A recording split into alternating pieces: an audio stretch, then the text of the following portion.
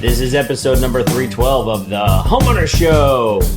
Whether you're DIY or looking to hire, we're here to help you find the best information and options for you and your home. My name is Kevin Hackett, and here with me is Greg Williams. Hello, and welcome to our new pad. The new pad. We're shaking things up a little bit tonight. It's a little different. Yeah, I'm liking it so far. So we're not. This is not a permanent move. There was an incident in the studio that required our immediate evacuation. Yes. So we know that you can't tell a difference, but we can tell a difference. We can tell the difference. We're a little cozier. We're a little comfier. Yeah. But we're gonna have a good time tonight. It feels a little different. We didn't have any bump music on the live. It'll be in the obviously the audio, but a little different setup. So how you doing? Yeah, well, I'm doing good, man. I'm actually excited to, like, if you're watching live, or honestly, if you're listening to the recording later on, we really want feedback on this setup. Yeah. Because we're trying out some new mics. Yes. That we've had for a while.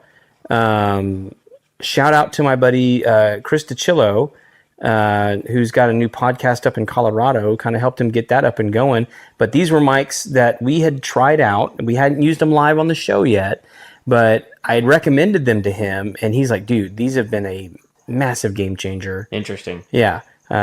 He was one of my upperclassmen when I was at A&M. Oh, okay, cool. Yeah, he used to make me do push-ups and yell at me, and now we're friends. Oh, It's funny how that works out. Yeah, well, there comes a point whenever that doesn't matter as much anymore. Yeah, but he's doing a really cool local podcast focusing on businesses and business owners, and they're trying to sort of dig deep into what their mantra is. I saw him doing an interview with a gal the other day that it was a restaurant.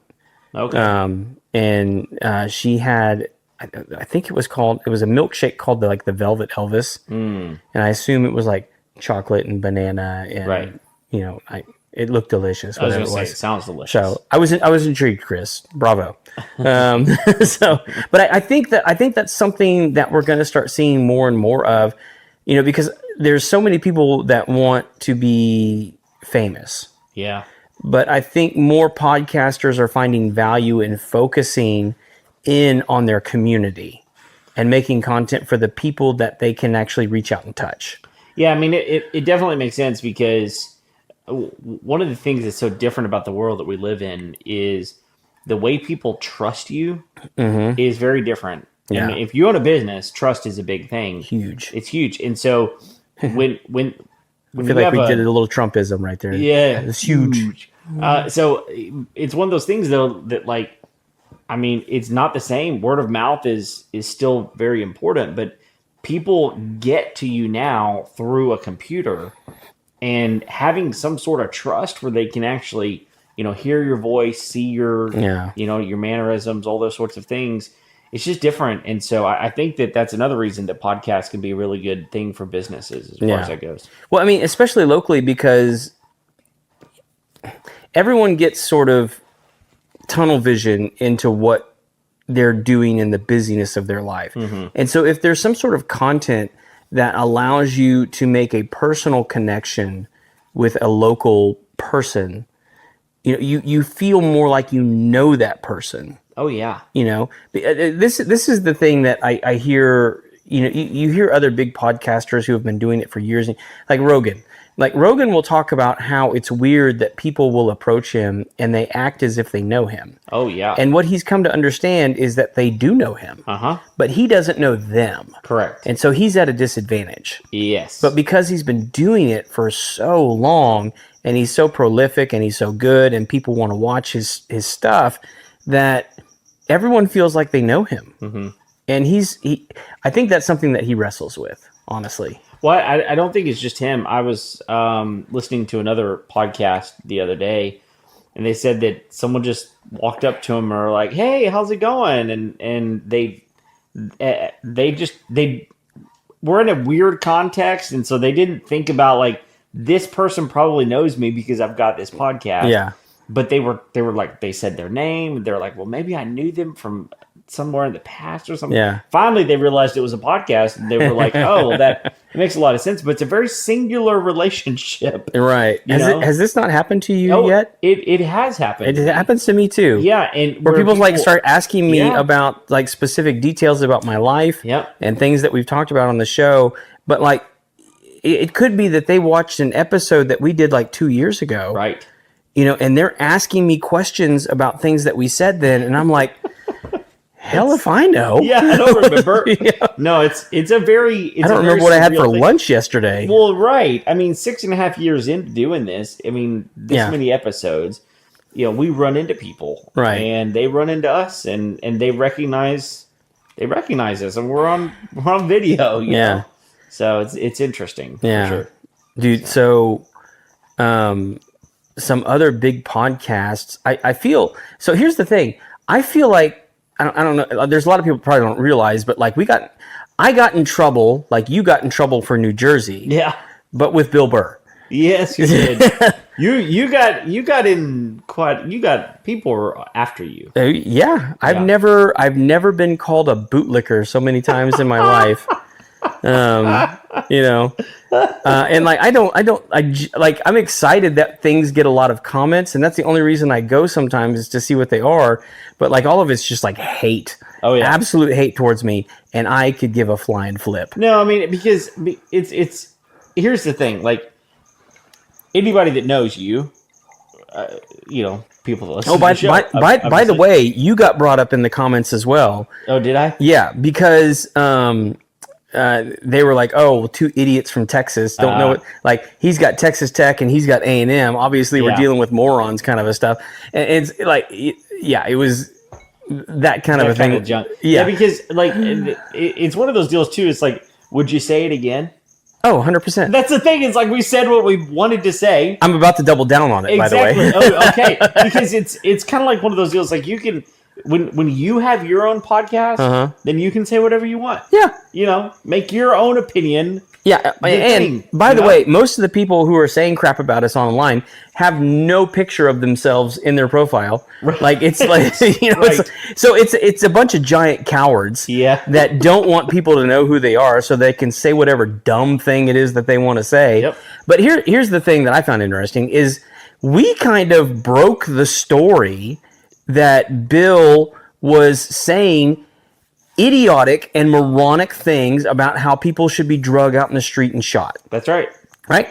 And that's a dumb thing to say. And I don't care who you're saying it about, whether it's billionaires or the poor or a dog, or I don't care. If you're talking about dragging people out in the middle of the street and shooting them, you're an idiot. Right. And no one should listen to what you say after that or before that. Correct. So that... period, end of story. But what happened is, like 2 weeks after that, all of a sudden Ben Shapiro starts dogging on Bill Burr. Yep. All of a sudden Tim Pool starts dogging on Bill Burr. Yep. And maybe they listen to our show. Probably maybe do. They should. Why? If they don't, they will soon. But like here's the thing: is they were like 2 weeks behind us on this, but like we took all the big heat from all of these commies who think that all the money that these billionaires have made should be taken away from them and redistributed. Right. Right. And here, I remember Jim Rohn saying this years and years ago, is like, if you took all the money in the world, take all the money in the world and redistribute it equally to the world, everybody gets a piece. Within 5 years, all that money is going to be right back in the same hands that you took it from. Yeah. Because the people that make money know how to make money. They know how to make money. And people that they don't know how have to money. I think that's actually like a little bit of a misnomer. I don't know that they know how to make money. What they know is how to manipulate systems. And play games. Yeah, which is the way money is set up. Yep. It's just a system and a game. Yep. And if you know how to play the game, then you can make more money. And oh, by the way, the people that don't have money, they made their choices. Yeah. Now, that's okay. Overstatement. That was an overstatement. Here's the thing. Many people that have a broke mentality are going to get broke again. Yep. So that's really my point more than anything. I mean, generalizations are not fair. No, they're not. Most of the time. I'm aware. And there are people who are genuine victims of systems Sure. and situations. Absolutely. That does happen, but it's not the overarching normal. No. Most people cause their own problems. Yeah. Yes. And there's some people that will hear that and see, well, he doesn't care. He's not empathetic. And that's actually the opposite. That is the opposite. Right. Because what I genuinely believe is that most people are completely capable of pulling themselves out of situations despite the systems that are burdened upon them, despite their situations, despite their upbringing, despite whatever it is that you think is holding them down. Most everybody is capable of rising above that and succeeding anyway. Yeah. And that's the problem I have with all these people is they're just a bunch of freaking whiners that think that they're the victim. And they think that they're the victim is because they've been told that they're the victim. And there's been people in their lives that have convinced them that they're the victim by telling them that they're the victim. Yep. And I'm sorry, that's just a miserable way to live. Oh yeah. Like even if I was in a less fortunate situation than I was in, I would hope that there would be somebody around me that would tell me, you know what? You can do this. Mm-hmm. You can get out of this, man. This is totally doable. And not only that, but like you're capable of it. Right. And I've found that there are so many people and organizations that are willing to help. They really are. And if you are, this is true. I say this to young people all the time. Mm-hmm. If you are the type of person that puts initiative out, yeah, there are people that will help you all the time. Yeah. I mean, I have so my daughter, did I tell you she started a business? No. Yeah. So she started. Was she doing like a knitting? Crochet business. Yeah. So she crochets, self-taught mostly. But she's started this business and she's 12 and she's got people all the time that are going, hey, love to help you out. I mean, they're out there buying her stuff, not because they necessarily need it, but because they're like, look, here's someone who's showing initiative. They like that. They want that kind of, person to succeed in life. And we need that kind of person to succeed in life. And so, there are people out there and there are organizations out there that will help. But anyway, we're way off topic. That's not where we plan to go at all. We actually do have a topic that we're going to talk about today. Yeah. So I guess this was 3 months ago. Mm-hmm. I bought the Westinghouse Tri Fuel generator. Okay. And this is something I'd had in the works for a long time. Yeah. Here's what I'll say about this, and then I'll drop it. Is my folks have a whole home generator. Right. A Generac. Yep. Natural gas powered. It's fantastic. Mm-hmm. And I forget how long ago it was now that we had the massive freeze where you guys came and stayed here. Yep, that was probably 6 years ago now. Was it? No. Probably. Could have been 6 years ago. Dude. It had to been like 3 or 4. It had to have been more than 3 because we've lived in our house for almost 3 and we didn't live in this house whenever that happened. Well, yeah, okay. So anyway, when that one happened, when we had like 7 inches of snow here. Yeah, it was a bunch. The home generator failed. Really? I remember this. Yeah, it wouldn't come on. Yeah. And my dad was having to go out in the frigid cold and manually start this thing, and it would only run for like an hour at a time. And then it would shut off. And that's not what you're supposed to experience. No. And that may not be the experience of most Generac home generators. Yeah. But it put a bad taste in my mouth. Sure. I didn't like that it was difficult to open. Mm-hmm. It was difficult to understand how to start. Yeah. He's calling me going, hey, can you look up on YouTube? Hey, can you look up on Google? Because he doesn't have power. And like I'm stranded up here, not being able to be there with him and help him understand what's going on, or even try and like open the thing up with him. Right. So anyway, I was like, man, I really want something that gives me a little bit more versatility, gives me a little more options. Because once you have one of those things plugged into your house, that's the only thing it can ever do. Sure. You know, Oh yeah, it has no utility at that point. outside of Outside that, of that, it right? is yeah. And so I was thinking, and there are occasions in my business where I do need a generator. I do like to go camping. I'm looking at having other properties where a generator could really come in handy. Yeah. Because we're looking at more wilderness locations because that's kind of the people that we are. Yep. And so I would like to have a big enough generator that if I needed to take it with me, I could. But also, we have 3 buildings on this property, and I would need a pretty big generator in order to operate all of them to sustain the things that I would, and mainly the big things are all of the refrigerators and freezers on this property. Right. Because I don't want the food to go bad. That's the big thing. Yep. Water and lights, that's no big deal. So anyway, I got this Westinghouse Tri Fuel generator, and what's cool about it is at its peak, it's 14,500 watt generator. Now that's if it's running off gasoline. Right.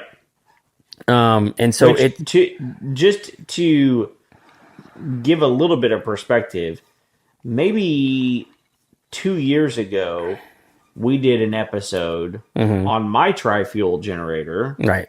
That is it's a Duramax. Duramax, right. And at the time, it was the largest tri-fuel on the market. Right. And on gasoline, it runs at 13,000. Right. So this is another 1,500 watts, which is significant. Yeah. It really, really is. Now, they do have ones that are bigger. Yeah, in fact, Duramax now has an inverter generator that is 16,000. Oh, wow. And it's also tri-fuel, but the fact that it's an inverter, it's got a lot more power than a traditional generator has. Right. But either way, just to put that in perspective, this is now one of the larger tri-fuel generators that are out there. Yes. Yeah. Yeah. So, and it has a lot of bells and whistles. I mean, so just to kind of go through it, I mean, I've run it. And also my buddy John Wagner, who owns Y Electric, he came out and put in a 50 amp plug on my system. And part of what makes this property a little bit unique is we actually have 4 breaker boxes. Okay. So there's a main breaker box that splits off into the other 3 breaker boxes for each of the buildings. Okay, so does the primary breaker box run the others? Yes. Okay, so it feeds the others. So it feeds the others, which means if you put a generator on the primary, you can still run things on the auxiliary ones. Yes. Which is great. I can run things because initially what we were going to do is just put the plug on the main house. Yeah, I mean we've got a similar setup. We've got 2 other buildings that have smaller breaker boxes on them. And as long as it's hooked up to the primary, you're good to go. You're good to go. Yeah. And so that was this situation.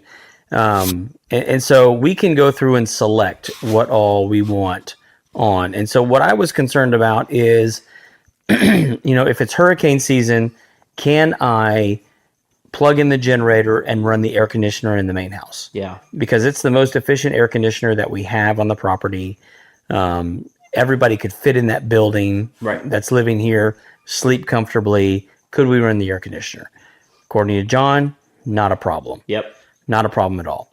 And I was like, so my other question is during the day when we don't necessarily need to run the air conditioner because I mean, I'm really only concerned about the air conditioner at night when I want to sleep. Sure. If during the day, could that generator run every single refrigerator and freezer on this property? And let me tell you, there are a lot of refrigerators and freezers on this property. And he was like, look, I mean, I think, let's see, 1, 2, 3, 4, 5, 6, 7. Wow. 7 of them. Wow. And I was like, could it run 7 of them? No problem. Nice. At least according to my electrician. I'm not an expert. I was just asking the questions. Sure. So,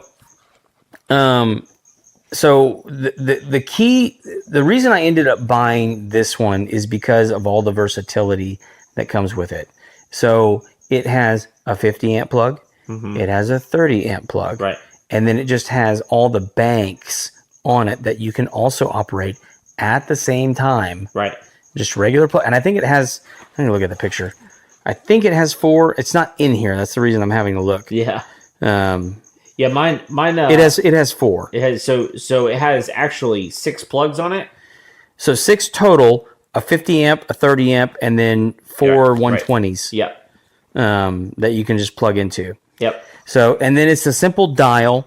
So you can run it off of natural gas, you can run it off of propane, or you can run it off of gasoline. Right. Gasoline's going to give you the highest output. Right. Propane's the next step down, and then natural gas is the next step down. Correct. So we have access to all 3 of those fuel sources here on the property because we keep a stash of gasoline, we keep a stash of propane, but we also have a natural gas line.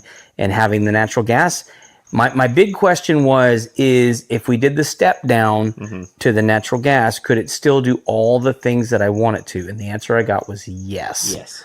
So that was huge for me. Yeah. Because when a big storm comes through, sometimes you can't get to the gas station. No. Sometimes you can't get to the propane refill. And sometimes you run out of bottles or whatever it is. Well, propane is the least efficient of those. Natural gas is. Well, it is. I mean, as far as like output, it is as far as output goes. But as far as like how quickly it uses it, the propane will go. Oh, I imagine quick. So. Yeah, propane goes quick. I mean, a 30, basically a regular 20-pound bottle, which is basically what you'll put in a gas grill. Right. That will run about an hour. Right. That's not very long. So now we have a here on the property. I guess it's like a 200-pound tank. Yeah. It's a long way away. It's a long ways away. Yeah. But we do have that. Sure. And so, is it shaking? Yeah, we got Jake Spoon hanging out in the room with us tonight. He's the new Aussie of the family. Yeah. So we have him in here so that he gets used to Kevin because he's suspicious of new people. Well, it is what it is. But he keeps walking past the camera going, okay, there's cords around here. Yeah, so far so good. He's doing all right. So those are good features. So having the versatility of a 50 amp and a 30 amp, because I think, and you're more the expert on this, but some RVs will run off a 50 amp and some RVs will run off a 30 amp. The smaller ones run off a 30 amp. It all depends on how many air conditioners you've got. It's just one. If you have one air conditioner, it'll run 30 amp. If it's got 2, then you have to run 50. And some of them have 3 and it'll run 50 as well. But those are going to be your diesel pushers if they have 3. But most travel trailers will have, the bigger ones are going to have 2 and it needs 50 amps to run that. Okay. So it has those options as well. So if you had, different size RVs that you needed to power, it can do those as well. If, and some I've seen some houses that only have a 30 amp plug for their generator plug. Sure. And it really all depends on what you're trying to run. I mean, if you're trying to run, because I don't think a 30 amp will do air conditioning. It won't. Yeah. You need a 50 amp to run the air conditioner, but a 30 amp would run an oven. It would run, a if you had an electric oven. An electric oven will run it. Same thing with the electric dryer. It needs a 30 amp. Right. So again, all of it, everything has to do with what you're trying to run at one time. Yeah. So the other key features on this one that I'll point out that one is this fuel switch on it, super easy to use, very intuitive. It also has an electric starter. That's so nice. So you do have the pull start option. Yeah. In case the battery is drained or the starter's broken or whatever it is, you still have the option to pull start. But why live like that? When you don't have to. When you don't have to. Exactly. So it has the electric start and it works really, really well. Yeah. It's really cool because the way those things work is they they rev up, and if it doesn't start, it stops. Right. It waits a few seconds. Right. It tries to go again until it finally starts up. It's really they're real smart. Oh yeah. No, they're super smart, and at least my experience so far, doesn't struggle at all. It just starts right up. Yep. And to be fair, I've only run it to test it. Yeah. Did you test it on natural gas? No, not yet. Okay, so you only ran it on gasoline. Only on gasoline so far. So, what I'll tell you is, when you do hook it up to natural gas, natural gas is just a little bit different in that it's got to get into the system. Oh, it takes a minute. It takes a minute because the gasoline sits on top, right? And it's gravity fed, where natural gas it's pressure fed from the side. Okay. So it's just a little bit different setup as far as that goes. So, just something to keep in mind. Does that mean it just takes a little longer to start, or it does the first time? Yeah. But once it starts, if you turn it off and it's still connected and you want to start it back up, it'll start right back up. Oh, because it's already connected. It's already got the fuel. Yeah. In all the spaces. Okay. So the other feature on this one that I thought was super cool is it has a remote fob. Yep, ours has that too. And which it's interesting to me mm-hmm. because that would be fantastic if your breaker box was inside. Okay. Mine, yours too. You're gonna have to go outside to flip the breaker, turn the generator breaker on, sure, all that kind of stuff. So you're outside already. You can just press the button while you're out there. Right. But if you had a house, which I've had a house before, where the main breaker is indoors or it's in a garage or something. Right. And if I had to just go out of the garage, flip it on, but my generator's sitting outside, obviously, please always set your generator outside. Then having that push button would be amazing. Well, I mean, in my mind, what I was thinking is, because I was like, yeah, initially I'm going to have to be out there with it. Right. But like, if we're over a 2 or 3 day period where the power is down, mm-hmm. if I've already got it hooked up and I'm turning it off during the day, yeah, which I probably would, just to... maybe. I mean, it depends on if I'm hooked to natural gas. Yeah, that's what I was going to say. If you're like me, hooked up to natural gas, just let that thing run. Right. But I see what you mean. But yeah, if I was inside and I was looking to turn it on just to get everything, like all I got to do is click that button. So easy. And it's just going to go. Yeah. So it, and the one that I bought came with a cover. Yeah. It came with a cable. Yep. Excuse me. Did it come with an electric cable? Yeah. Or it came with a natural gas cable? Or it came with a natural gas cable. It came with a propane cable. Okay. Yeah. And then when we had the 50 amp plug put in, John gave us like a 15-foot 50 amp cable. Yep. To hook it up, and I have stuff from other other generators that I've owned in the past. I've got a 30 amp plug that I can wire up directly into a breaker box. So that's the thing that I loved about it, man. Is it's extremely versatile. Yeah. It gives me all the options that I could possibly want from a generator. And it's not even difficult to move around despite it being really big. It's heavy.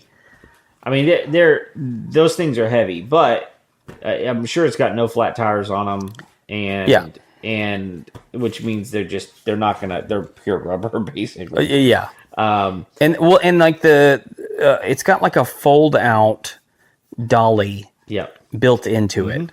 That allows you to like fold it out, pick it up, and move it wherever you need to. Yep. You don't have to be super strong to get it around. Nope. But I would imagine most people, if they have one, they're going to park it one place to where it's accessible to get it jacked in to whatever it is they need it to. Right. And really, that's the purpose of this thing. It's intended to be a replacement whole home generator that doesn't have to be sitting on a concrete pad outside your home forever. Well, and in that way, it's if you've got it where, we've got ours out in the shop, so it's protected all the time. Right.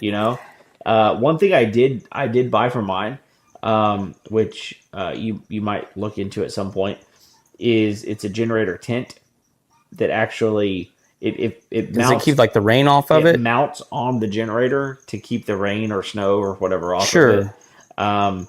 It was supposed to withstand like 70-mile-an-hour winds. Mm-hmm. And, because it's one of those deals where, a lot of times if you are in a storm situation where you've lost power, there could be significant amounts of rain that come with this, at least where we are at. And, while it will still run like that, it's not the best for it. So, it's just, you also spent the money to get it, but I'll just tell you, I'm with you, man. Like, these things are so handy, and the fact that I can take it with me camping if I really need it, like that's a game changer in so many ways. So really, really cool, man. Yeah, I'm stoked to have it, and I anticipate. I mean, like, when you buy something like that and you spend the kind of money, because I think right now it's close to like $1,400 on Amazon, which is really good price. It's a really, really good price. Yeah. And we experienced this during the last like big power outage here. Is when you need it is when you get screwed. Oh, of course. And so for a generator like this. And this one was out of stock on Amazon for a long time. I'm sure it was. After a lot of power stuff happened here, and so to get one, you're looking at paying like $2,500, right, for the kind of generator like this that you would need. People were settling for less than what they needed just so they could have something. What I would encourage most people to do is look at what their power needs would be for their property. Yeah.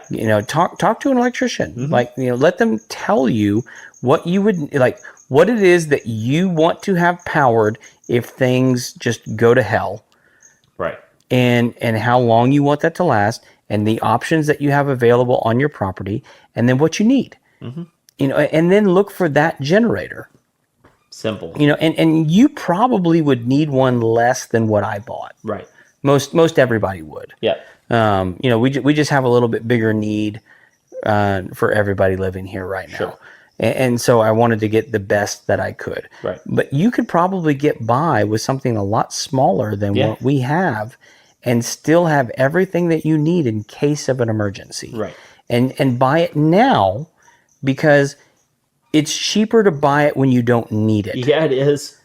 And, oh, by the way, you just said it. Even if you anticipate, hey, the weatherman say it's coming, it's a week away, and you anticipate that, well, number one, if Amazon or wherever you buy it from has it in stock, and then if they can actually get it to you, all of these things play into what you're doing. So it's generally... it's generally wiser if you can do something when you don't need it. Right.